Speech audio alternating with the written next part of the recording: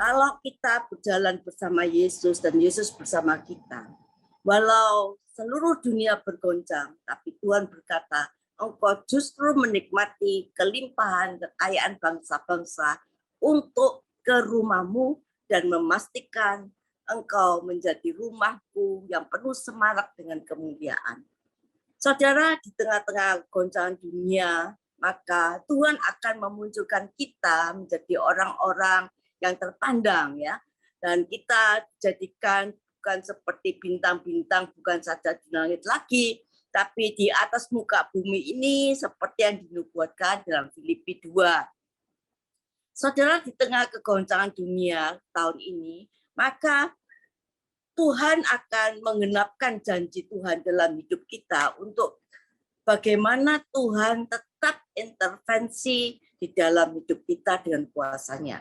Dunia boleh semakin gelap, tapi terang Tuhan tetap hidup dalam kita dan tetap bersinar. Sehingga kita tidak perlu takut, kita tidak perlu gemetar, kita tidak perlu gentar menghadapi fakta-fakta yang buruk yang mungkin terjadi dalam kehidupan kita. Karena kita tahu Tuhan yang menyertai kita akan senantiasa membawa kita naik. Tapi yang paling penting yang Tuhan tegaskan adalah bagaimana kita membangun kehidupan di dalam Dia dan bagaimana kita menjalani hidup kita dengan tuntunan Roh-Nya. Itulah yang paling penting. Saudara, kalau kita lihat dalam Alkitab, ada di 3 bagian Alkitab yang menuliskan dengan cukup panjang, ya, yang tertulis di dalam versi Matius, ya, di dalam Matius 14 ayat 22 sampai 23, di mana di situ menceritakan bahwa Yesus berjalan di atas air. Versi Markus diceritakan dalam Markus 6 45 sampai seterusnya, dan versi di dalam Yohanes 6. Yaitu semua menceritakan tentang peristiwa Yesus berjalan di atas air. Di dalam sebelum daripada peristiwa ini dikatakan bahwa ada peristiwa roti di mana mereka murid-murid dikenyangkan 5.000 orang dengan 5 roti dan 2 ikan. Tetapi melalui peristiwa itu hati murid-muridnya itu masih degil. Sehingga pada satu saat Yesus sesudah mereka makan sampai kenyang, Yesus pada waktu itu memerintahkan murid-muridnya. Jadi sesudah itu, ya, kata-kata setelah makan sampai kenyang, sesudah itu Yesus segera memerintahkan muridnya untuk pergi ke seberang. Sementara menyuruh orang banyak pulang. Dan setelah orang banyak pulang, Yesus naik ke bukit untuk berdoa seorang diri dan bermalam di situ. Dan hari sudah malam, dikatakan perahu murid-muridnya sudah jauh milnya. Dan diombang-ambingan gelombang-gelombang dan angin-angin sakal. Saudara, kira-kira jam 3 malam datanglah Yesus kepada mereka berjalan di atas air. Ketika murid-muridnya melihat dia berjalan di atas air, mereka terkejut dan mereka berseru, itu hantu. Mereka berteriak ketakutan. Tetapi segera Yesus berkata pada mereka, tenanglah, aku ini, jangan takut. Lalu Petrus menjawab, Tuhan, apabila engkau itu suruh aku datang kepadamu berjalan di atas air. Yesus berkata, datanglah. Maka Petrus turun dari perahu dan berjalan di atas air mendapatkan Yesus. Tetapi ketika dirasakan tiupan angin, takutlah ia dan mulai tenggelam lalu berteriak, Tuhan, tolonglah aku. Segera Yesus mengulurkan tangannya dan memegang dia dan berkata, hai orang yang kurang percaya, mengapa engkau bimbang? Lalu mereka naik ke perahu dan angin pun reda. Saudaraku, kisah tentang Yesus berjalan di atas air ini kalau kita baca, ya, ayat sebelumnya yang seperti saya katakan, bahwa Yesus memberi makan banyak, yaitu peristiwa 5 roti dan 2 ikan yang selalu berbicara tentang kepenuhan kebutuhan kita sehari-hari. Dan Yesus setelah itu mereka diperintahkan untuk naik perahu menuju ke seberang. Artinya Yesus menghendaki kita itu mulai menyeberang, berpindah, bukan jadi sekedar Kristen yang survive dalam diberkati, ya, Kristen yang bermental 5 roti dan 2 ikan, ya, yang berarti fokus kepada kebutuhan hidup, ya, pemenuhan kehidupan hidup sehari-hari. Tuhan nggak mau terus kita duduk di tempat itu. Tuhan ingin kita menyeberang, berpindah ya, untuk membangun kita hanya tertuju kepadanya. Jadi bukan tertuju kepada roti, tapi kepadanya. Dan yang mengerti kehendak dan rencana Bapa di dalam kehidupan kita. Saudara, kita lihat kesuksesan dan keberhasilan pribadi yang Tuhan berikan pada mereka, bahwa mereka bisa makan sampai kenyang. Itu Tuhan tidak mau kita berhenti sampai situ, tapi Tuhan ingin kita menyeberang ya. Kuasa firman dan roh kita biarlah membuka pikiran kita ya, supaya kita juga dipakai oleh Tuhan menjadi kepanjangan tangan Tuhan sendiri. Engkau di dalam kehidupan kita, kalau hidup kita terfokus pada Tuhan, maka kita akan mengalami perjalanan hidup mengikut Tuhan, dan di mana Tuhan memegang hidup kita dengan tangan sendiri, kita akan mengalami kesaksian-kesaksian yang dahsyat dalam kehidupan kita, sehingga melalui hidup kita menjadi kepanjangan tangan Tuhan sendiri. Saudara, Alkitab menceritakan pada waktu murid-murid Yesus mentaati, mengikuti arahan Tuhan Yesus untuk pergi menyeberang. Mereka memang taat untuk mereka pergi ke menyeberang. Ya, jadi ikut Yesus ke seberang itu, mereka memang masih menghadapi adanya badai. Mereka tetap menghadapi adanya gelombang. Mereka menghadapi ada banyak hal yang menakutkan. Ya, sebagai nelayan mestinya badai itu sebenarnya biasa. Tapi Alkitab menceritakan perahu yang mereka tumpangi dihantam angin sakal, diombang-ambingkan gelombang, dan murid-murid ini menjadi ketakutan. Ditambah lagi mereka melihat Yesus berjalan di atas air.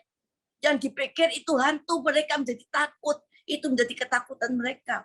Saudara, kalau hidup kita disertai Tuhan, mengalami ketakutan, di mana iblis ingin berusaha untuk membuat kita mengalami ketakutan, maka ingat, Yesus akan selalu datang menenteramkan batinmu. Saudara, pada waktu itu Yesus datang berjalan di atas air. Di tengah badai yang Yesus datang menjumpai muridnya, Alkitab menyatakan bahwa murid-murid itu tambah menyatakan Yesus dikira Tuhan, tuh mereka menjadi takut. Saudara, kadang-kadang kita punya paradigma yang kita miliki sendiri ya, di mana mata kita tidak tertuju kepada Yesus saat itu. Dikatakan oleh sebab itu, kita harus melatih hidup kita, kehidupan kita, punya mata yang tertuju kepada Dia. Jadi kita bangun jati diri kita, jangan seperti murid-murid Yesus, sehingga pikiran dan perasaan kita tidak bisa diombang-ambingkan oleh badai kehidupan kita. Tapi kita akan bisa melihat keadaan Tuhan di mana di tengah-tengah badai yang akan mempengaruhi hidup kita. Bayangkan Yesus berjalan di atas air. Sementara di kelilingnya ada air dan air danau di mana Yesus berjalan menjadi atasnya itu tenang. Jadi Yesus berjalan di tempat tenang, tidak ada gelombang. Saudara, di titik Yesus menginjakkan kakinya, tidak ada gelombang di sana. Saudara, kalau mata hati kita tertuju kepada Dia, maka kita akan mendapati perjalanan hidup kita ada konsisten naik, tidak akan turun. Tidak akan ada gejolak karena perjalanan hidup kita disertai Tuhan. Ketika Yesus berjalan di atas air, Dia mendekati murid-muridnya. Untuk apa Yesus mendekati murid-muridnya? Karena Yesus ingin menarik kembali fokus perhatian mereka. Yang selama ini tertuju kepada badai, gelombang, lautan yang menakutkan mereka. Karena itu Yesus datang pada mereka untuk menarik perhatian mereka. Fokus mereka ditarik untuk tidak tertuju kepada gelombang dan badai dan lautan. Dan pada waktu itu Petrus punya antusias dan dia berkata, kalau itu engkau suruh aku berjalan di atas air menghadap datang kepadamu. Satu hal yang kita tahu pasti, kalau mata hati kita tertuju pada Yesus, maka kita akan selalu ada firman yang datang pada kita. Seperti waktu Petrus punya antusias untuk tanya sama Yesus, maka ada firman yang datang. Dan Yesus berkata, datanglah. Dan akhirnya Petrus datang di atas air. Saudara, mungkin ada masa-masa di hidup kita seperti telur di ujung tanduk. Percayalah, penyerahan hidup kita ya Walaupun kita ada di dalam ujung tanduk talok, kita ada di dalam tangan Tuhan, maka kita akan aman. Karena apa? Tuhan yang memegang hidup kita. Saudara, walaupun ada badai gelombang yang menakutkan, tapi kita akan terus melakukan perjalanan hidup kita dengan iman, dengan keyakinan, ya, dengan kesadaran bahwa Tuhan tetap memelihara kita. Saudara, apa yang kita pelajari dalam hal ini? Saudara, biarlah kita punya mentalitas dalam diri kita, yaitu hati kita terus tertuju kepada Tuhan, bukan yang lain. Saudara, mari kita membangun hidup kita untuk tertuju kepada Dia. Bahkan ketika kita belajar dalam ketaatan, di dalam tuntunan Tuhan, akan tetap ada badai yang kita alami, tetap ada gelombang yang kita hadapi.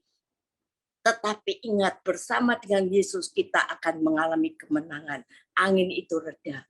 Saudara, apalagi kalau kita lihat berjalan bersama Yesus ada aja kita ini ada mengalami badai. Tapi walaupun begitu kita mengalami kemenangan. Apalagi kalau kita tidak berjalan dengan Tuhan. Ketika ada badai gelombang datang, saudara, maka habislah kita. Tapi kalau kita bersama Tuhan, kita akan menikmati kedaulatan dan kuasanya di dalam hidup kita. Saya percaya di sepanjang tahun 2022 ini kita mau percaya kita akan mengalami penyertaan Tuhan yang luar biasa. Saudara, kita akan mengalami bagaimana kepak sayap Tuhan itu menudungi kita. Realita di Tuhan itu senantiasa mencengkram hidup kita. Tapi di mana kita harus fokus menjaga hati kita. Saudara, kita perlu menjaga hati kita, saudara. Supaya apa? Kita tidak ada konflik batin di dalam hidup kita. Saudara, gejolak emosi yang kadang-kadang kita biarkan berlarut-larut dalam hidup kita. Ayo kita lepaskan pengampunan. Kita melupakan kesalahan orang yang bersalah pada kita. Kita naikkan doa berkat bagi orang yang menganiaya atau merancangkan yang jahat. Kita terus menjaga hati kita bersih, ya. Kita terus ada keterhubungan dengan Bapa, terus bertumbuh. Maka kita akan terus mengalami bagaimana kuasa Tuhan berlaku dalam hidup kita. Tangan Tuhan akan terus menggandeng hidup kita. Walaupun kita berjalan melewati lembah kekelaman, sekalipun kita melewati lembah kekelaman, sekalipun, saudara, bahkan tangan Tuhan akan mengayomi kita, memberikan rasa aman dan tentram. Kita terus akan melangkah mengikuti tuntunan Roh-Nya. Di dalam lembah kekelaman sekalipun, kita akan dituntun sama Tuhan. Sampai kita kembali melihat ada padang yang berumput hijau. Sampai kita melihat air mengalir dengan tenang, menyegarkan jiwa kita, memulihkan dan memperbarui hidup kita. Saudara, hari ini Tuhan meyakinkan kita di sepanjang tahun 2022 sebagai umat pilihan Tuhan, kita akan ada perbedaan. Diistimewakan oleh Tuhan. Kita melihat tangan Tuhan melatih kita untuk berperang. Kita melihat tangan Tuhan melatih lengan kita untuk melenturkan busur tembaga. Kita menjadi semakin kuat, semakin perkasa. Saudara, kita mau menguji batin kita apakah Tuhan ini menjadi satu-satunya yang berada di dalam hidup kita. Karena Alkitab berkata, di mana hatimu berada, di situ hati, di mana hartamu berada, di situ hatimu berada. Kalau realita Tuhan itu sebagai harta kita satu-satunya, maka di dalam hidupmu, maka di hatimu juga ada Tuhan di dalam hatimu. Saudara, ayo latih dirimu untuk berdoa. Jangan berhenti berdoa sampai Tuhan menjawab doa kita. Saudara, kita harus mempunyai gaya hidup yang membangun hidup kita. Supaya kita tidak melihat fakta, kita tidak melihat kenyataan secara lahiriah. Tapi kita tertuju kepada Tuhan. Saudara, kalau kita lihat di dalam Yohanes pasal 6, di situ dikatakan bahwa mereka mau menaikkan dia ke dalam perahu. Dan seketika itu juga perahu itu sampai ke pantai yang mereka tuju. Saudara, di waktu mereka menaikkan Yesus ke dalam perahu, seketika itu juga perahu itu sampai ke pantai, mereka sampai di tujuan. Yohanes 6 ayat 21. Kalau kita punya sikap hati mau melibatkan Tuhan dalam perahu kehidupan kita, saudara, dikatakan mereka mau menaikkan dia di dalam perahu, seketika itu juga perahu sampai ke pantai yang mereka tuju. Saudara, mungkin sekian lamanya mereka bergumul dengan badai, angin, saka, gelombang, sepertinya mereka tidak bisa sampai ke pantai mereka tuju. Tapi ketika Yesus berjalan di atas air mendekati mereka, maka dan dia membawa Yesus masuk ke dalam perahu, mereka sudah sampai ke pantai. Sudah, saudara, jika sikap hati kita mau menarik Tuhan Yesus masuk di dalam hati kita, di dalam hidup kita, maka kita akan melihat kuasanya. Apa yang secara manusia sulit untuk kita capai secara manusia, tapi kita percaya kalau bersama Tuhan di dalam hidup kita, kita akan sampai pada tujuan.